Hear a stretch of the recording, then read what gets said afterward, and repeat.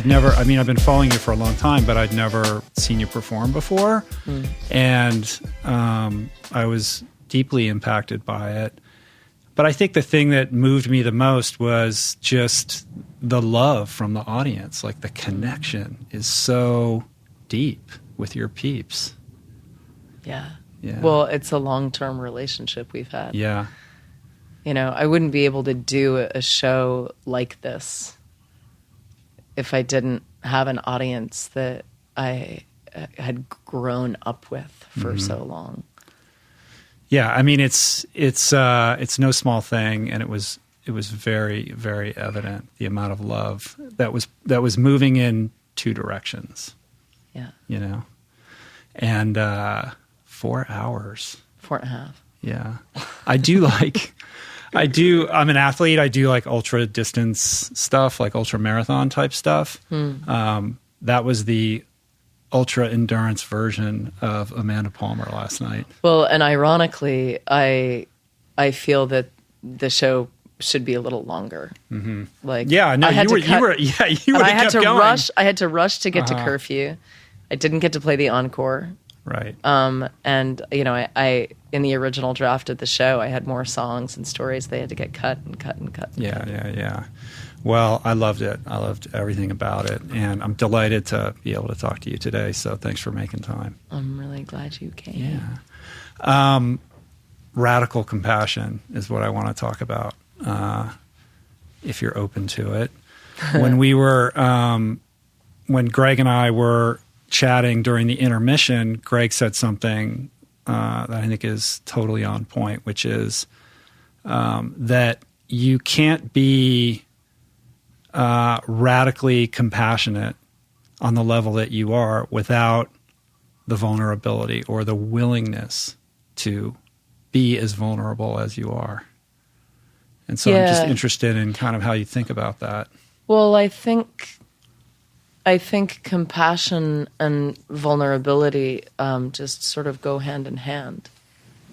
And, you know, I also think that the thing that makes radical compassion radical is that by definition, you can't be selective about it. Right. I mean, this is the thing, and this is what I see in the feminist movement all the time, too, is like you can't decide to be compassionate, you know, just for those people. Or just in this moment, or, you know, I'll be compassionate if everything lines up for me, if it's convenient, whatever. And, you know, in order to empathize with somebody, anybody, especially the difficult people, and by the difficult people, that could be the strange people in strange lands that you have very little in common with culturally, or your mom. You know, the leaps of compassion that are the most difficult do take a certain kind of vulnerability, because it's in that moment where you're sort of opening yourself up to potential harm or actually fear, which is like the fear of what's going to happen if you open yourself up to empathizing with this person, or what's going to happen in your own head if you open your imagination up to empathizing with someone who could do something terrible to you. Yeah, being willing to embrace the fringes of what our social contract is willing to endure, right? The idea that we can all agree that compassion is a good thing, and everyone likes to think of themselves as compassionate, but how sturdy is that concept, you know? And your willingness to test that at the outer edges of it is, you know, what leads to Poem Gate. And then that's where you're tested, like your resolve. Like, is your compassion truly radical enough to withstand the criticism, not just from people from a different political perspective, but your own people? Yes. Well, your own people failing to have compassion for you, or your failure to have compassion for the people immediately around you. I mean, I feel like those are the most difficult moments. Yeah, so maybe explain like the poem thing briefly for people that are listening that might not be familiar with what went down. In 2013, I'm from Boston. And so in the spring of 2013, My husband Neil and I were renting a place in Boston, not far from my apartment. We had just gotten together. Our relationship was still pretty new. And we had moved to Boston because my best friend had cancer and I was taking him to chemo. And the Boston bombing happened a few blocks from my apartment where I had lived for many, many, many years.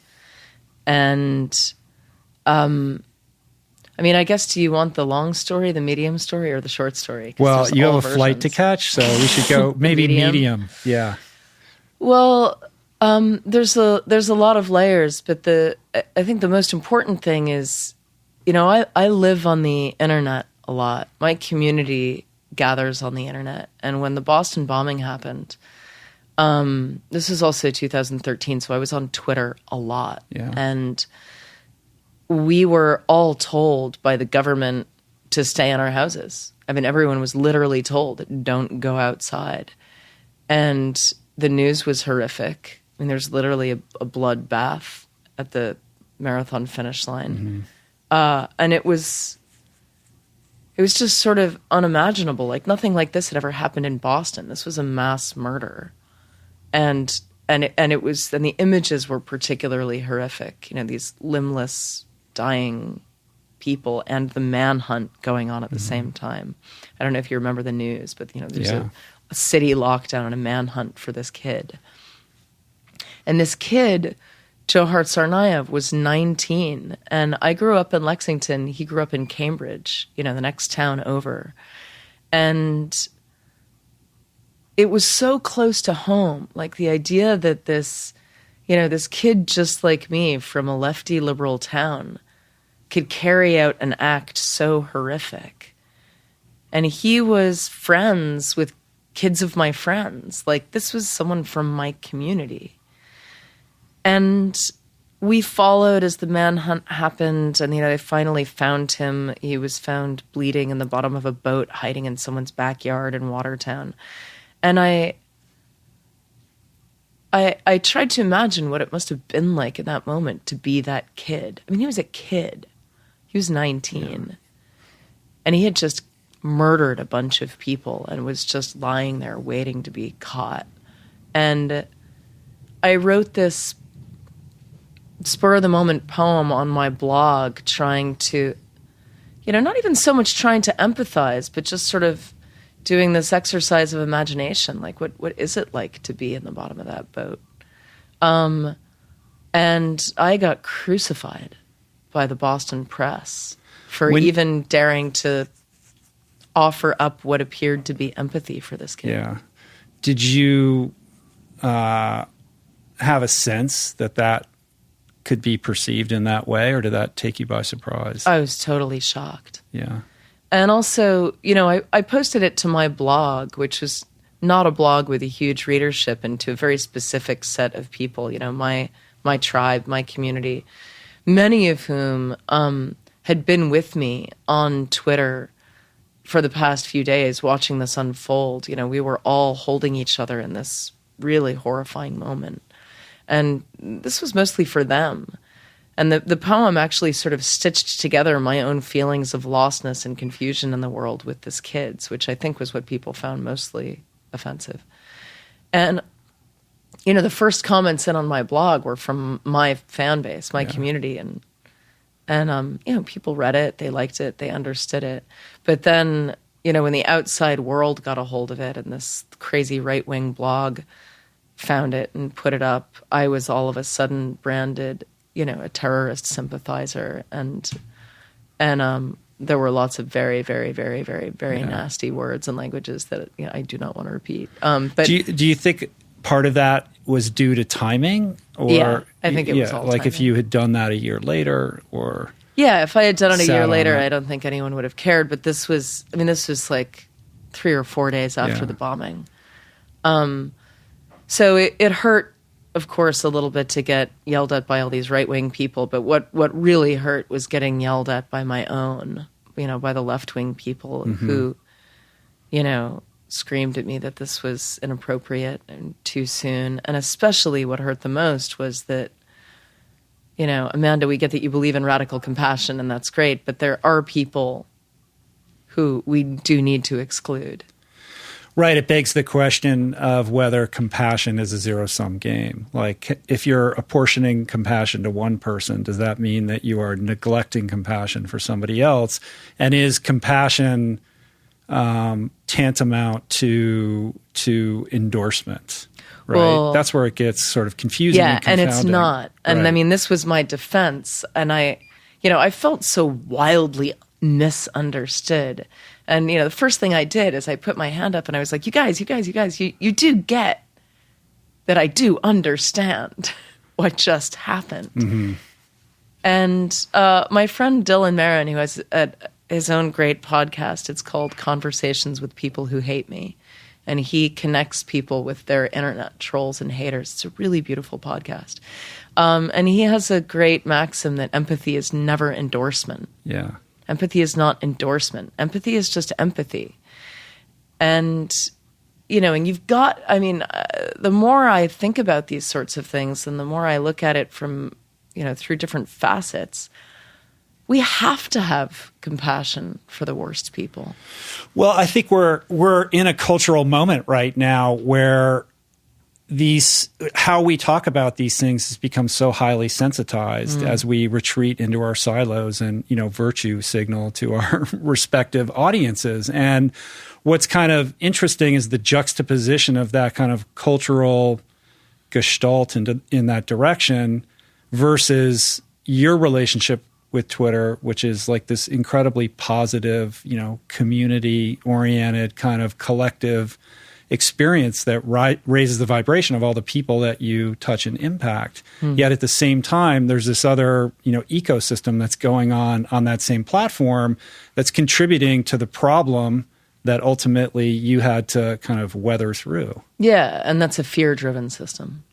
Mm-hmm. So what's the antidote? Keep just doubling down on fucking put your head down and it can be very tempting to give in to anger, judgment, that silo that you were talking about. But it never works. It never pans out well. Yeah, but we're just seeing it continually amplifying, like 10x every year. Yep. Yeah. So we just need more Amanda Palmers on Twitter, I guess. Well, actually, it might be useful to mention that I did not come by that immediately. I learned, I've been on the internet since 1999, and the early Dresden Dolls blog, soon had a forum, and this was all pre-Facebook, pre-Twitter, pre-MySpace, even pre-LiveJournal, like in the days of the internet. And I learned gradually that feeding the monsters of hate and judgment on the internet were not really yielding good fruit.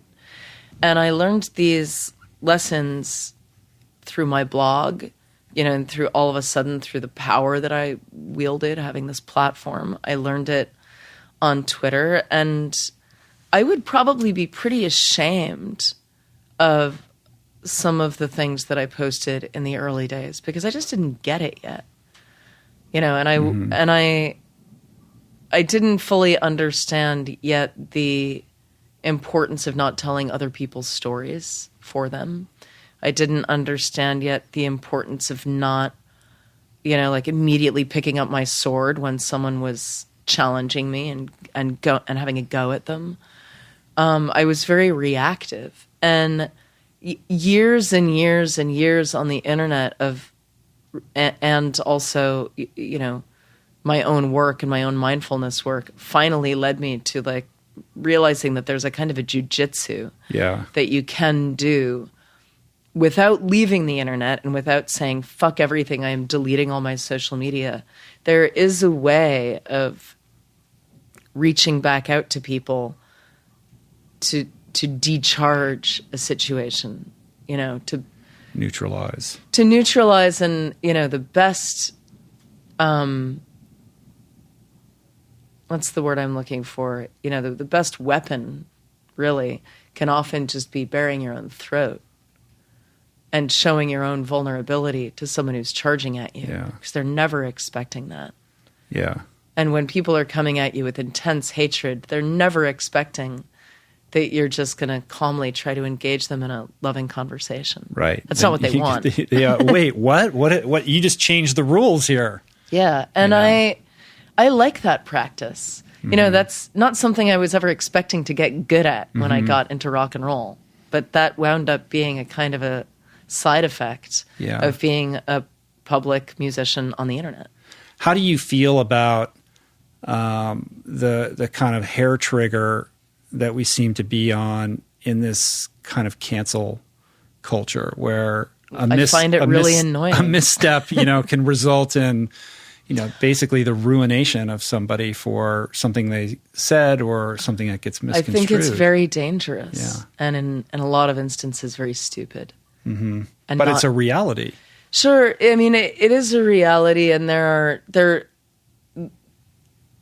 it is important to keep our hand on the throttle of, you know, what gets amplified, who gets attention, what we consume, you know, what stories we want to continue to tell and who gets to tell them. Yeah. So I would never say, like, let's just keep it a free-for-all and not be discerning. But to just cancel everything that has a whiff of badness would basically mean, ultimately, if we took that to its end game, the cancellation of all art.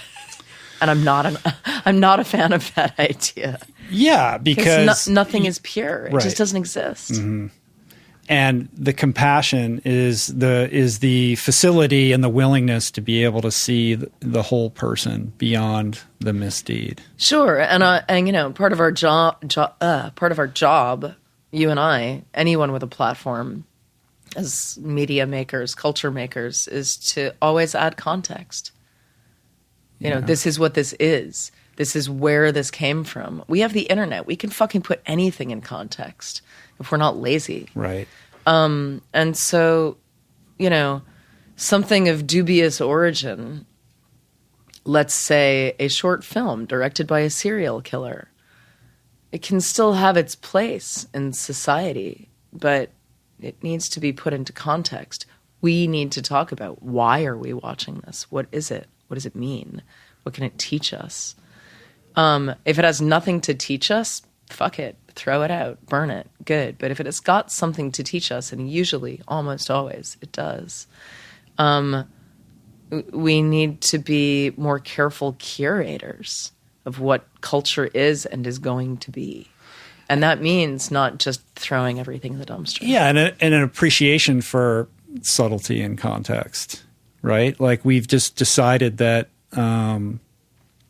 that context is not important, you know, as long as it serves my, you know, agenda or whatever it is that, you know, I stand for. Well, like everything else in culture right now, there's a death of nuance. Yeah. Right. Well, and a death of satire and a death of irony, and that's not good for anybody. It's not.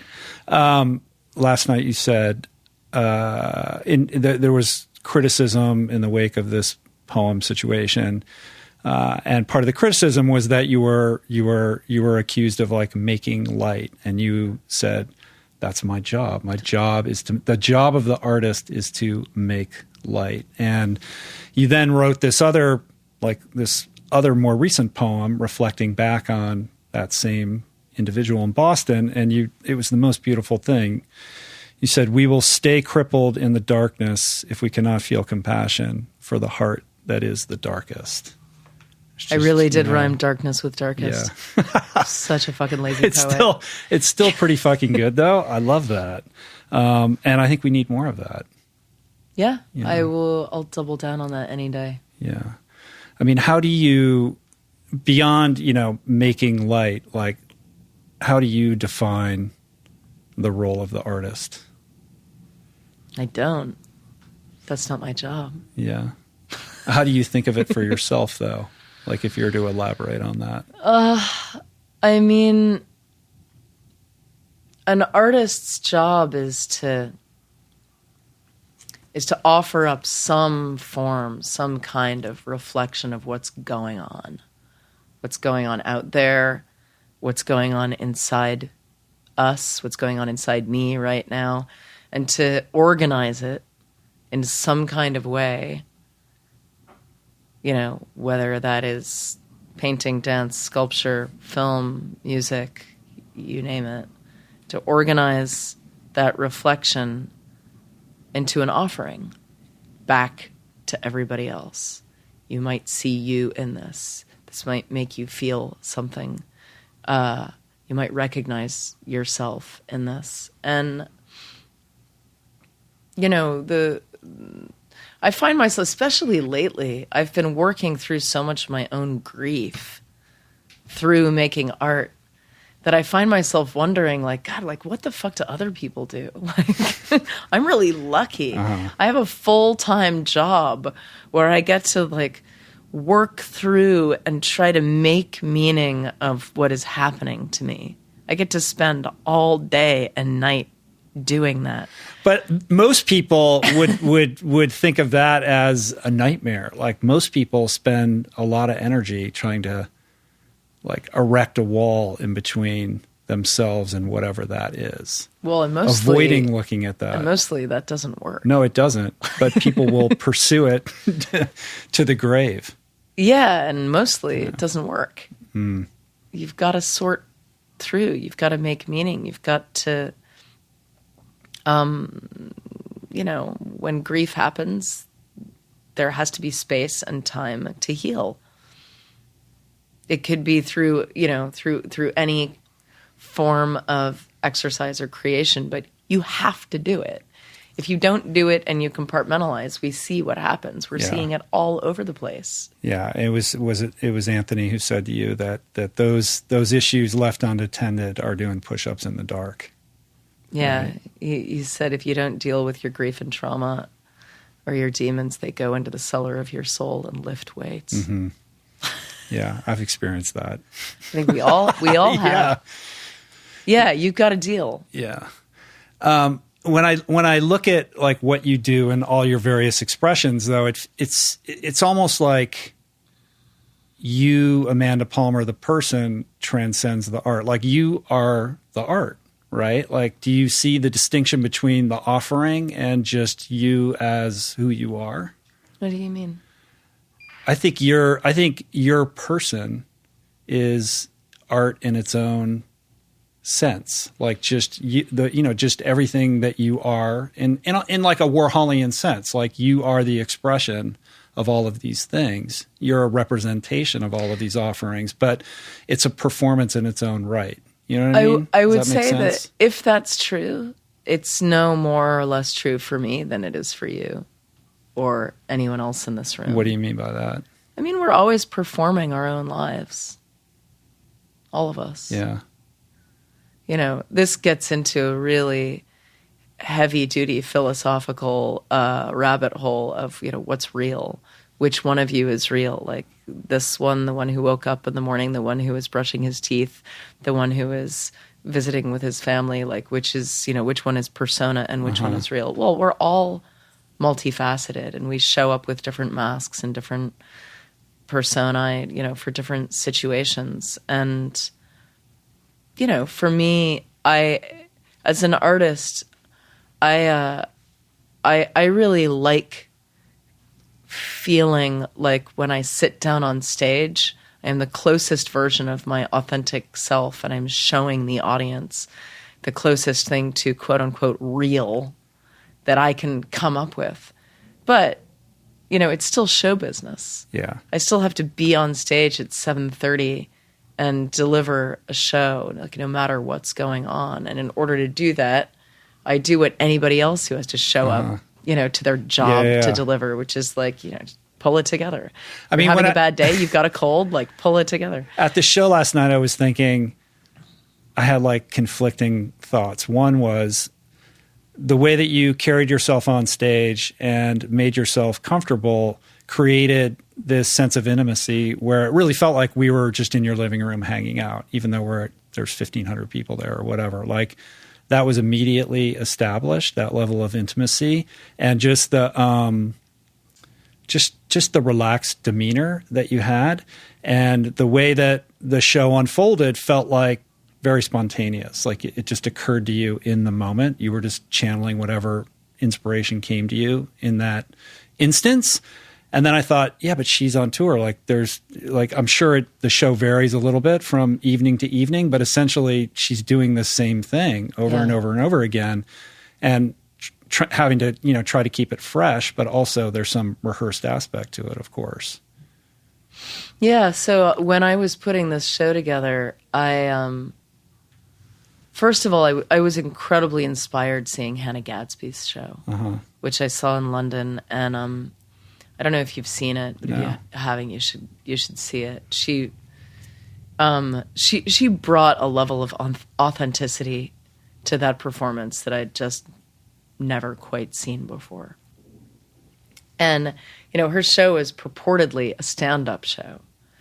And she sort of goes meta stand-up, and she explains comedy, and she explains laughter and how it's a physical release and how she has used laughter. And she talks about trauma and, and she's uproariously funny. Mm-hmm. And then at a certain point in the show, she tells you about being raped. And the laughter just stops. And she allows it to stop. And then this whole room, this whole group sort of goes through a kind of a cataclysmic experience of having to sit with the discomfort of not being able to laugh. Right, in defiance of all expectations of what this kind of show is supposed to be like. And then she just doesn't let up. And watching her, I thought a lot about her watching the show. I sort of knew her from Australia and from Twitter, and I'd asked her if she wanted to get together after the show, and she says, she wrote back to me and she said, I just don't. After this show, I need to be not with people. And, when I first got that message, I was like, pretentious. And then I saw the show and was like, I get it. I get how you wouldn't want to code switch and then 5 minutes later being, chatting in the green room about this, that, and the other thing. And I've actually had to deal with my own version of that experience after this show. I find it really hard after doing this show to just be bubbly and sociable. And I still do it every night, but it takes an immense amount of energy. I mean, in addition to it being 4 hours, just the emotional toll of having to share, so openly and honestly and vulnerably about, the abortions and all these things that have happened to you, like night after night after night, has got to be. Well, there's also a way in which it's really therapeutic. And it actually is like I leave a little bit lighter every single night. And one of the other things I was going to mention about the scriptedness is that watching Hannah's show was a reminder. Having built my own TED Talk actually sort of set me off on this path. But we have this crazy idea as indie rockers especially that that scripted is bad. That it really needs to feel that like every night, even if you've got the same set list, your banter between songs needs to just be totally off the cuff and fresh and new. And if you're telling a story, you're just sort of making it up as you go along so that everybody feels comfortable because this is not theater, this is a rock show. And I had to jump that hurdle for this show and remember that doing this show more or less scripted, and it's not really scripted. I mean, there are beats in the show and I improvise a lot of the stories. But that's allowed, and that's actually a kindness to the audience because otherwise the show would be 7 hours. Well, also you have these people's attention for a certain period of time, and you have an intention and something that you want to convey. How do you do that most effectively and concisely? Like you have to know where you want to take them and the best way to get there.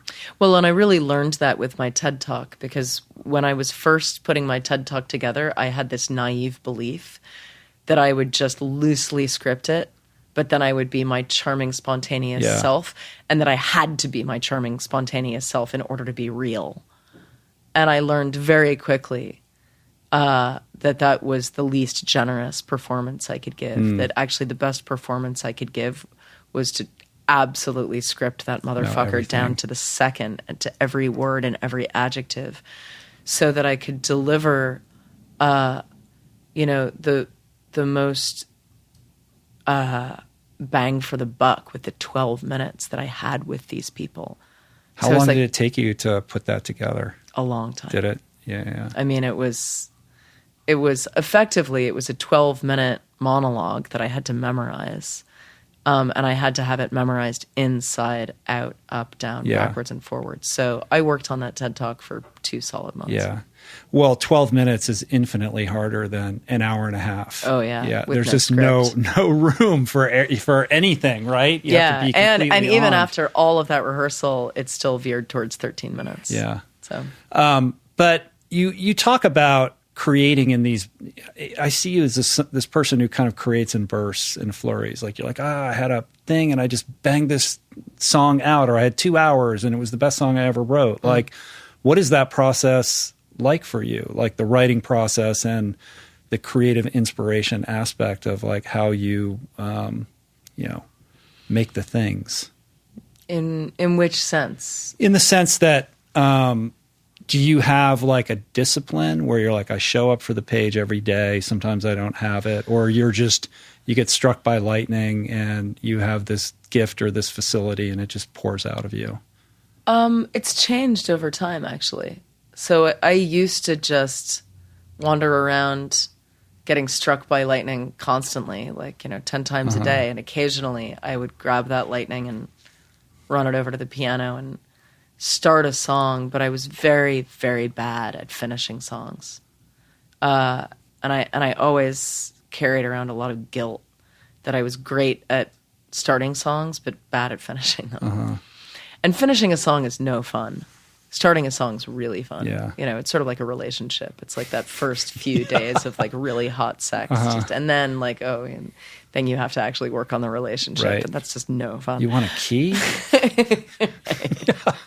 You have problems. And I finally, about 3 years ago, realized that if I was going to get songs finished, that I should really just follow the formula that seemed to be presenting itself to me anyway, which is, seeing that the best songs I had ever written were all written in one sitting. And I wasn't very good at going back to a song unless it was about 70 or 80% done. I just started sectioning off time. And knowing that lightning is pretty much available to me. I mean, I can turn on inspiration like a faucet. Give me an instrument and I can write a song. Yeah. That's not a problem. It's really just a question of, can I finish it? So writer's block is not a thing. Yeah, I've never had writer's block. Never had that. I mean, I think writer's block can be confused for other things.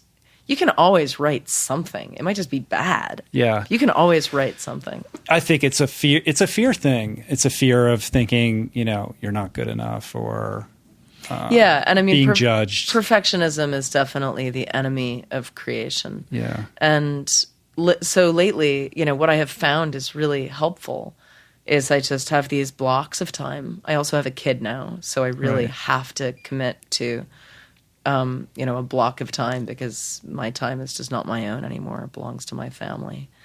And I sit down, and instead of vaguely pondering, is this idea really the one that I want to follow? I guess I could, I just have stopped being wishy-washy, and I go with the first thought and I follow it, and I really shove perfectionism out the door, and I just try to finish the thing. And I think there's also a luxury that comes with being an artist who has made a lot of shit. Because once you've made a lot of shit, you're not so precious about each and every little offering, because there's thousands of them out there. Yeah. When you've only offered the world 5 or 10 songs, any given song is going to be a huge percentage of your catalog. So you're way more precious about it.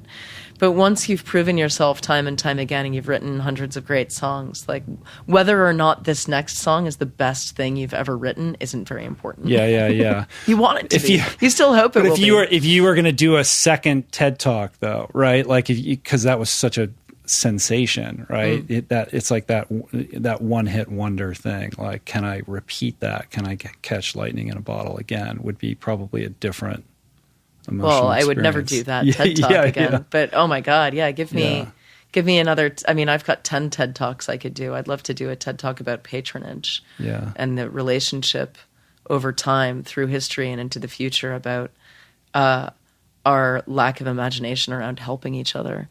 I'd love to give a TED Talk about miscarriage. I'd love to give a TED Talk about childbirth. I'd love to give a TED Talk about the stupid rules around breastfeeding. Like, I could just go on and on and on. I just don't really want to do that right now. Yeah. So I'm not. Well, can we talk about patronage, though? We can talk about anything. Yeah.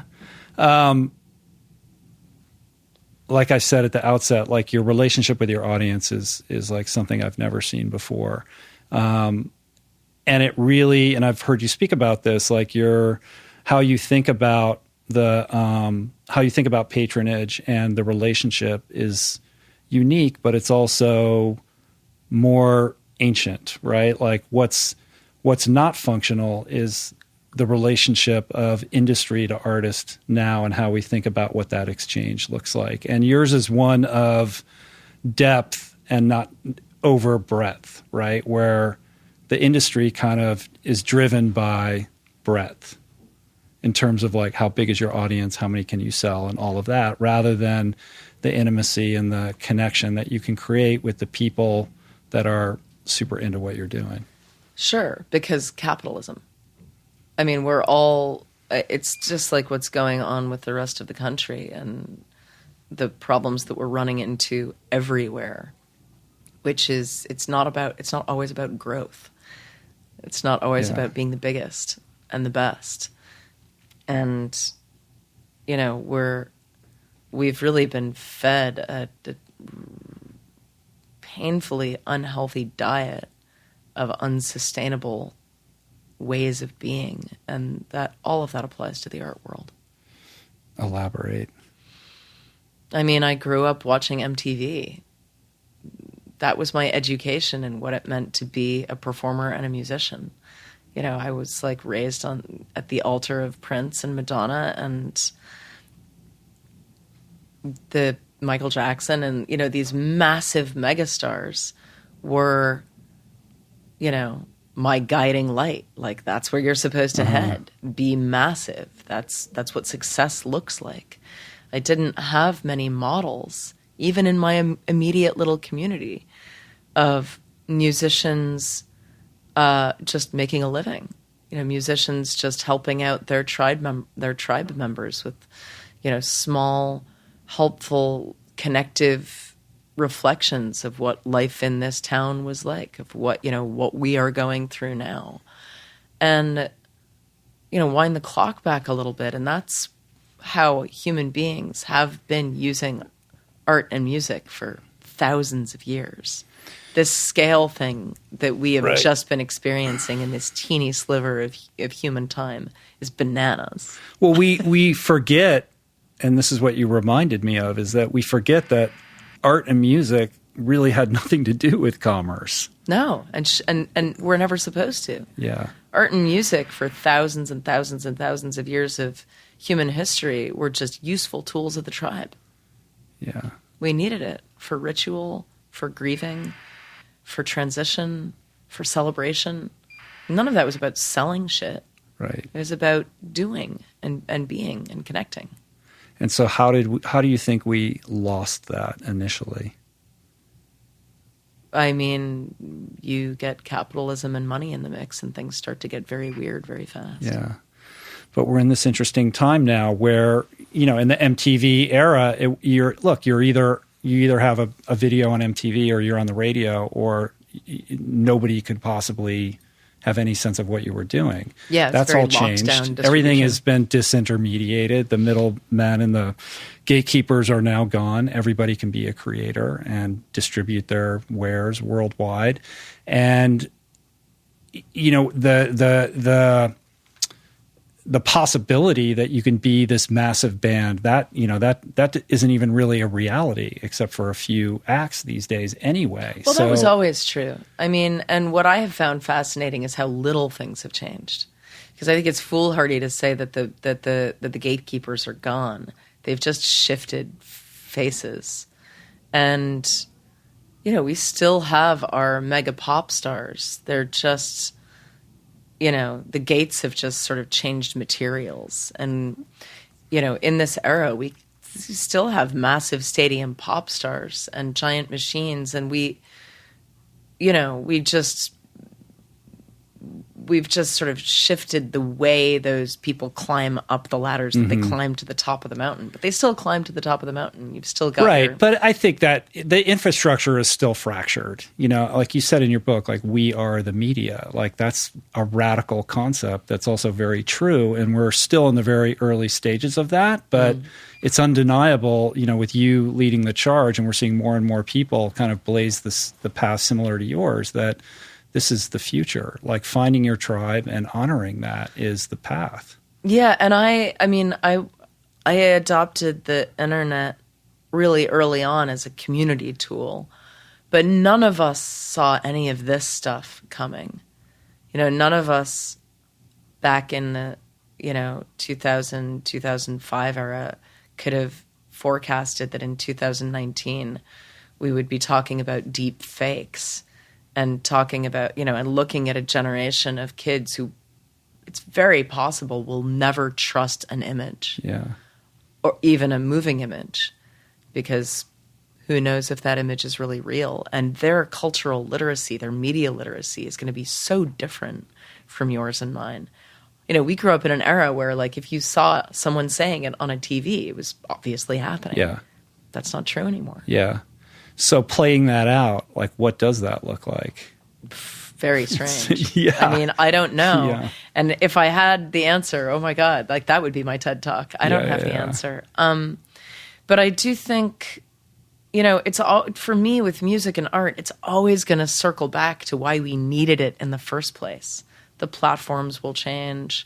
Who we trust will change. The middlemen will change. The gatekeepers, the filters will change. But why we do it and why we need to feel it, that will not change. No, nor will the expression, the impulse to say something and the appetite for story and art and people who are grappling with trying to find meaning in this crazy thing that we're doing called life, right? Amen. Yeah, that's not going away. Nope.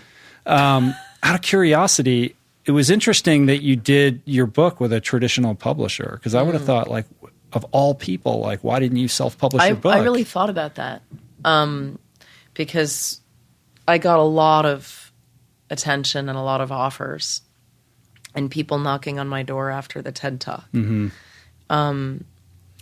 And I knew that I already had a big audience and that I had tended that garden very meticulously, and I had a great relationship with my crowd, and that if I wrote a book, they would absolutely be on board to buy it directly from me.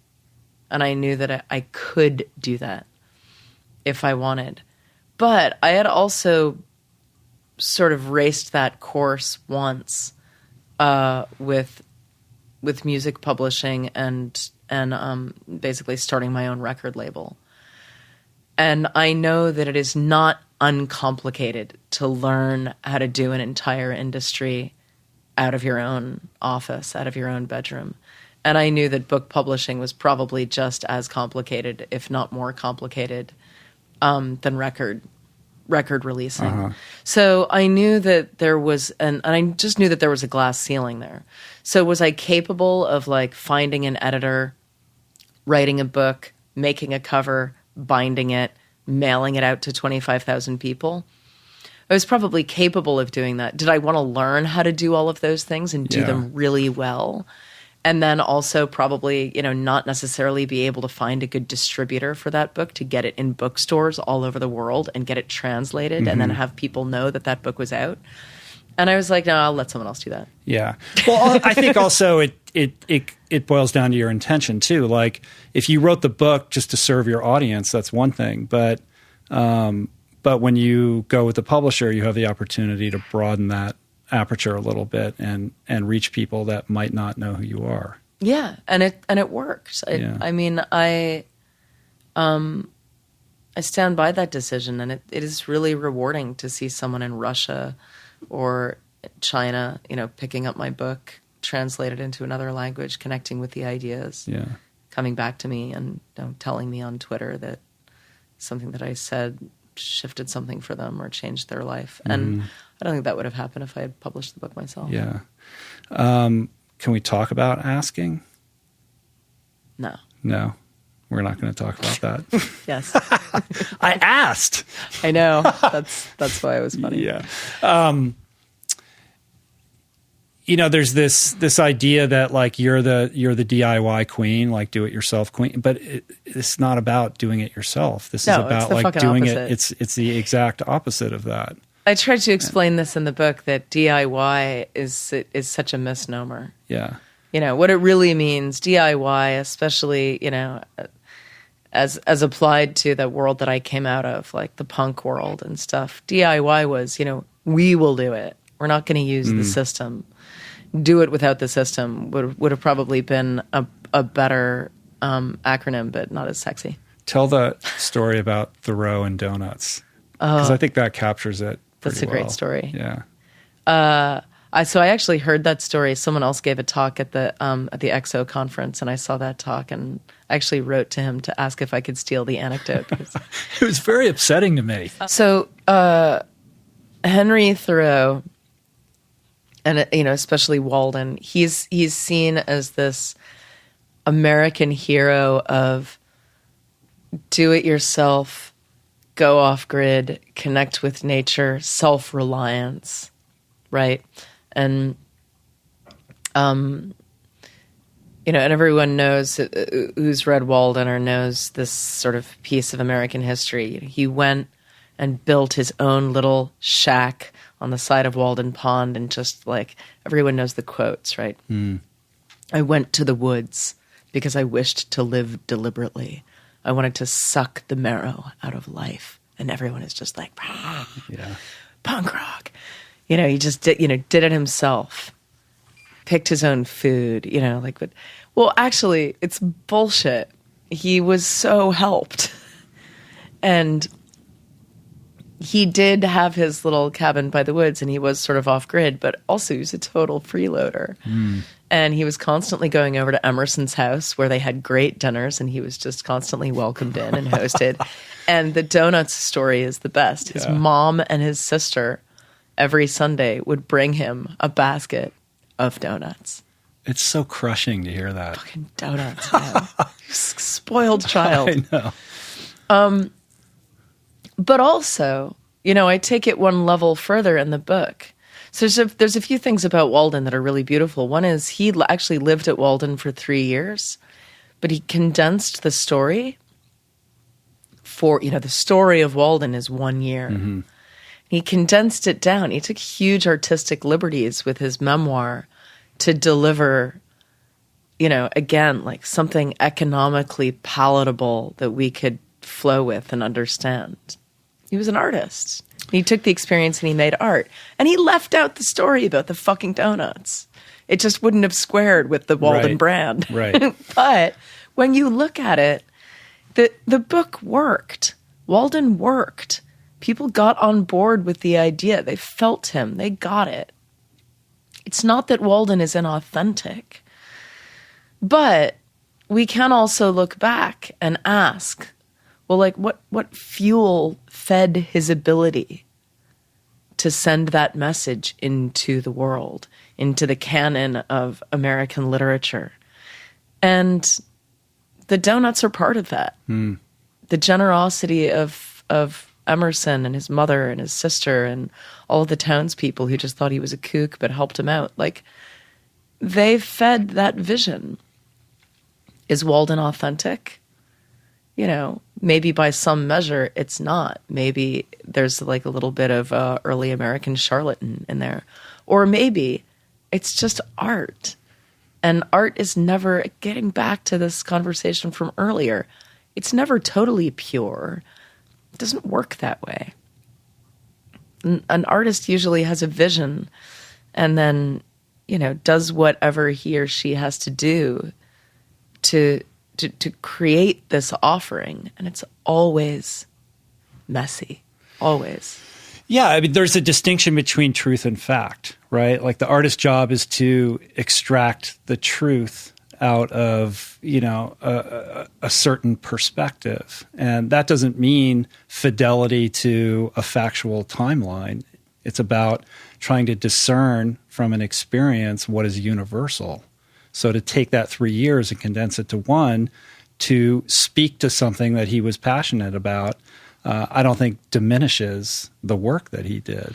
But No. it is interesting, you know, because, you know, part of that legacy is, you know, Americana, like rugged individualism. And Right. the Pull yourself up by your exactly. bootstraps and do it yourself. And it you know, it's a lie, It is a basically, lie. because everybody has relied on everybody else to and look make at their Trump. way in the world. I mean, look at Trump's story about himself as compared to what we now know is the truth of, or whatever, the truth as we Self-made. could possibly know it. Self-made millionaire, self-made billionaire. It's all just bullshit. But God, his own belief in his story and his ability to just unapologetically stick to his story is what I think people find so incredibly attractive. Well, and larger than that, it's this sensibility that we have that's what's to be celebrated. Like we celebrate that rugged individualism, and the person that doesn't have to raise their hand and ask for help and did it by themselves is this fabrication that, you know, we've decided is laudable and what we should aspire to. And it's insane. Yeah. I mean, from, you know, you point out like, well, you look at Steve Jobs, like his parents had to give him the garage, right? Totally. Like, The garage there's was the nobody donut. who didn't, you know, who didn't advance without the help of whoever. well, and to think that we're supposed to do this life without help, without being interconnected, is insanity. Yeah. I mean, I grew up like a lot of people, you know, intuiting that. My dad, I vividly remember, you know, going on family vacations in the station wagon and my dad getting lost and refusing to ask for directions and just getting into fights with my mom because he just would not go to the gas station and ask the guy where to go. And, you know, that's the, you know, emotional landscape that I inherited. Yeah. And, you know, as you point out in your book, like this is, you know, right in the wheelhouse of Brené Brown, like this idea that, you know, to ask for help is to show vulnerability, which in men, you know, is very shame provoking. It makes us feel like failures. And in women, it makes them feel like they're not enough to raise their hands. Yeah. Whereas if you just do a quarter turn, you could look at every potential for asking for help as an opportunity to connect, which is what we actually like. You know, I write about this in The Art of Asking. When you start asking, and you take the charge and the shame out of it, life becomes really bountiful because people generally like being asked. You know, I mean, the gas station attendant who only gets asked, maybe not so much. But people really like feeling useful. People like sharing knowledge. People like sharing, period. I mean, it's the other side of the myth that, you know, why would you ask for help? Why would you ask for someone to share their thing? Why would you want to do that? Well, that's actually how we function best. You know, is as a community, as a tribe, as an interconnected tribe. You do that, I'll do this. You know, we'll figure this out together. none of us clearly, look at us from the early days of our mammalhood. We're not rugged individuals. We were not physically built to walk through this life alone. No way, no how. This is not the way we're constructed. Mm-hmm. We're built as tribal beings who are supposed to be interconnected and interdependent. That's literally how we're built. And so fighting that is just a form of self-annihilation. Yeah, and yet that sensibility is what has driven, I think, this epidemic of loneliness and isolation, and everybody, living in their ticky-tack houses separate from each other and non-communicative, and ultimately depressed, medicated, lonely, and on opiates. Yeah, right. Hooray! Yeah. But this all begins with you, like for you. When I think of your story, like it all starts with you making eye contact with one individual in Harvard Square. It's like that intimate connection really created the foundation for everything that you do now. Can you talk about that a little bit? Well, you're talking about when I was a street performer. Yeah. So I was a street performer for a lot of my early 20s, and I was a living statue, and I had a lot of great intimate moments with many, many, many, many strangers. But in the cause and effect of my life, I'm not sure that was the cause of where I headed after that so much as, that was something that sorry, I don't want to project on you at all, but like that idea of like you talk about, making eye contact with people and like, and seeing them, like, in the value of like being seen, right? And that seems to be a theme that resonates throughout how you interact with your audience today. Yeah. Like your willingness to see them. Well, I think you could probably find an answer to my, why I had a hunger for being seen, as I think we all really do. But, it might have been amplified in me because I was the youngest of 4 kids. And I also, for a lot of reasons, felt very unseen as a kid. And also had a talent for performing and for music and loved the stage. And I really grappled with a lot of pain and agony as a teenager and into my early 20s about my desire to be seen. Because I had been really punished by a lot of different adults for wanting to be seen.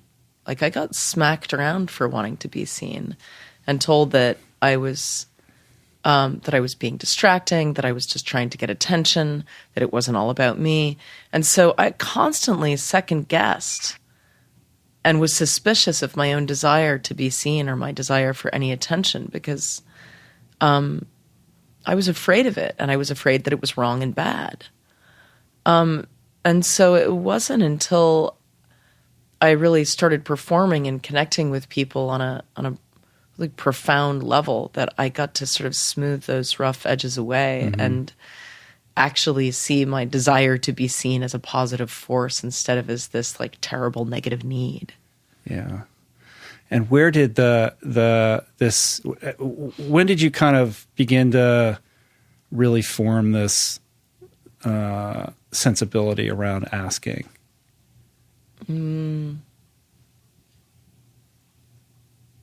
What do you mean? Give me something more specific. When you give your TED Talk, it's so eloquently, kind of considered. But was there like a moment where you realized like this is the path for me is laid out in my willingness to, rely upon these people as patrons of, what I do? I mean, I think a lot of it I just picked up from the music communities and the art communities that I wanted to emulate. And the music and art communities that I wanted to emulate were the interconnected ones, the ones where I saw people helping each other, where it was about the music and about the connection, about the togetherness and about the progress and the evolution and the folk scene. Uh-huh. That was all based on like brothers and sisters, let's hold hands and do this together. Let's try to share our truths. Let's try to affect change. The punk scene was the same way. The punk scene was about, like, forget about those people. Like, we'll do this. We have truths to tell. We will do shows in basements. We will, we'll carry around our own gear. We will help each other do this, and we don't need the system. And those were the scenes that I gravitated towards, and the people and the systems that I wanted to emulate. And those systems were based on asking. They were based on asking, like, do you have an amp I can borrow? Can we use your basement? Will you come to my show? Will you get on your bike with me and go around town with duct tape and flyers and put signs up? Like, let's do this. Let's us do this. Right. And the answer always being yes. Yeah, because it's fun. Right. Yeah. Yeah. I mean, one of the things you talk about is, this initial desire to be a rock star, and then realizing, like, well, rock stars are the antithesis of what I want to be because they're isolated. Rock stars. They're disconnected. Well, and now we can actually, we didn't have a control back then, but we can now look at some of my heroes from the, days of MTV as alter. And, Michael Jackson, my hero, and Prince, my hero, and Madonna, whatever. The jury's out on Madonna. Who knows if she's happy. But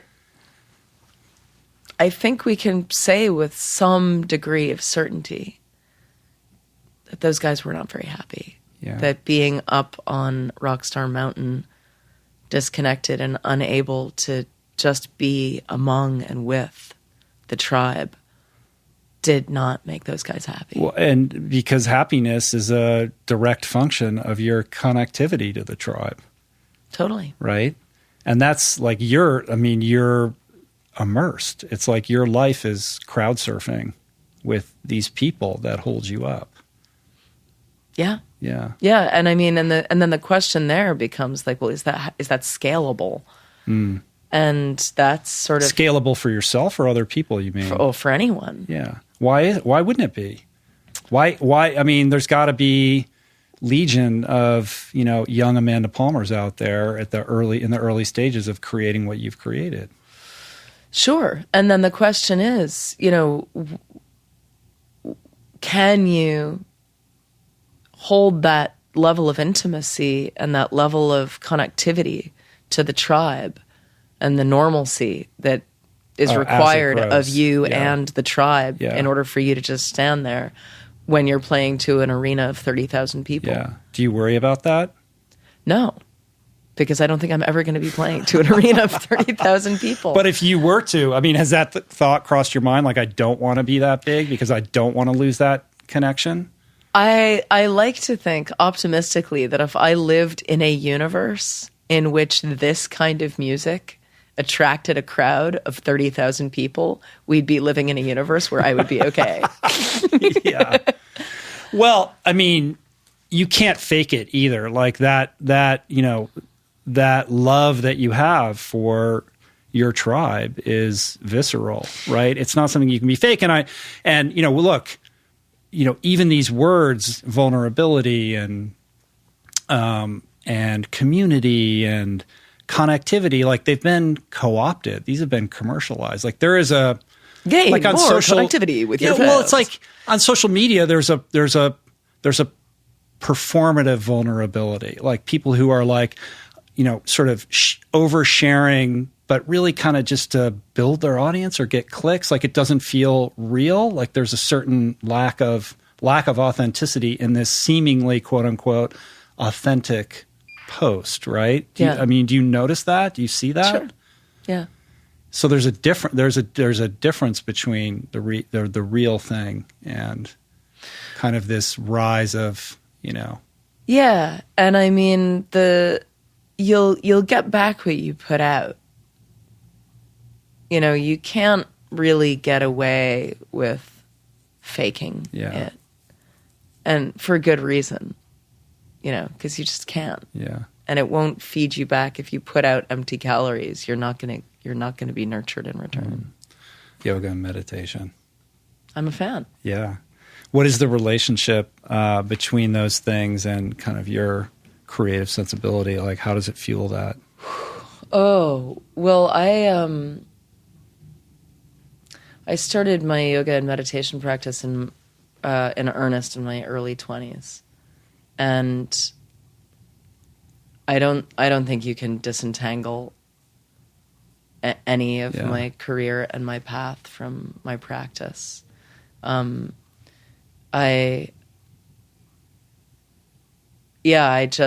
don't have another one of me who didn't do that, so I'll never know. Right.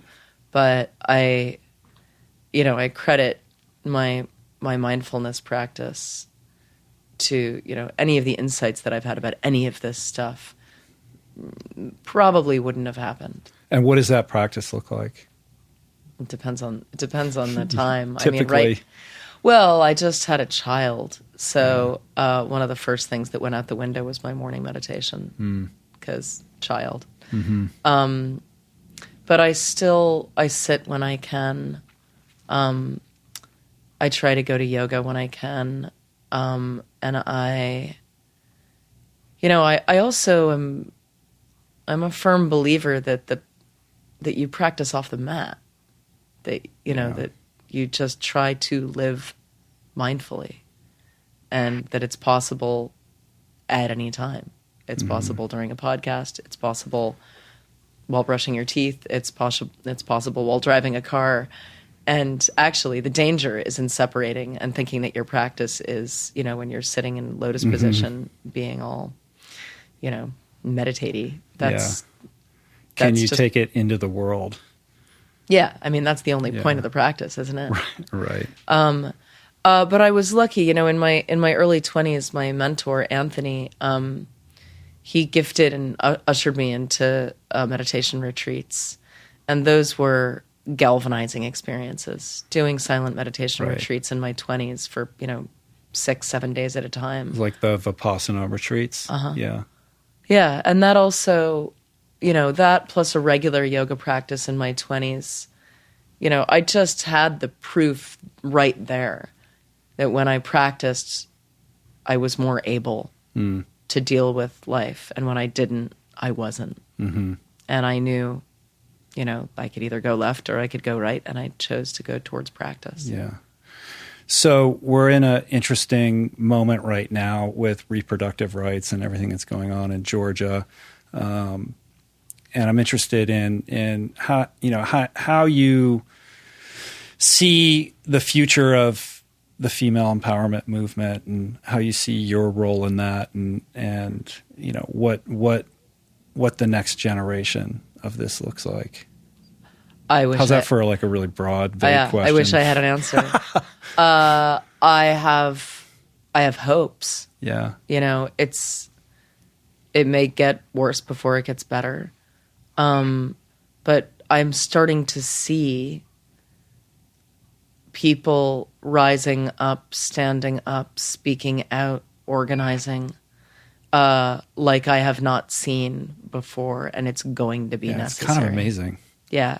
It's like so many other things happening right now. I mean, there's going to have to be a revolutionary pushback against the climate disaster. There's going to have to be a revolutionary pushback against, the human rights violations, whether it's reproductive or, what is happening with immigration. Like, there is going to have to be a pendulum swing as hard and as, and as powerful as the one that's taken us into the dark. And the world is moving really fast right now. Everything just feels like it is going at a sort of a critical, urgent speed. And I hope, I can sense, I might be wrong, but in the art and music world, especially when it comes to reproductive rights and women, that you are going to start to see stories coming out at an alarming rate, because it is the sharpest weapon we have right now.